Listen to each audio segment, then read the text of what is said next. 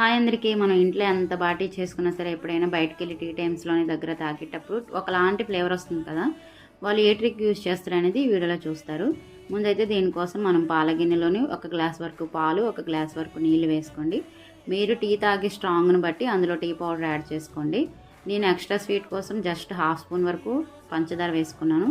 ఇందులోకి ఫ్లేవర్ కోసం యాలకులు ఇంకా దాల్చిన చెక్క వాడాను. మీరు ఒకవేళ దాల్చిన చెక్క స్కిప్ చేయాలనుకుంటే చేసేయండి.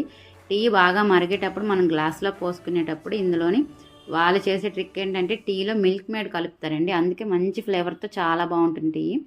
ఎప్పుడైనా రెగ్యులర్గా కాకపోయినా చుట్టాలు వచ్చినప్పుడు మీకు ఎప్పుడైనా స్పెషల్గా తాగాలి అనేటప్పుడు టీ ఇలా ట్రై చేయండి, చాలా బాగుంటుంది టీ. టీ గురించి మాట్లాడేటప్పుడు నాకు చిన్నప్పుడు జ్ఞాపకం ఒకటి గుర్తొచ్చింది. అదేంటి అంటే ఇప్పుడంటే ఇంట్లో చేస్తున్నారు కానీ అప్పుడు బయటనే తెచ్చేసుకుండే వాళ్ళు టీలు.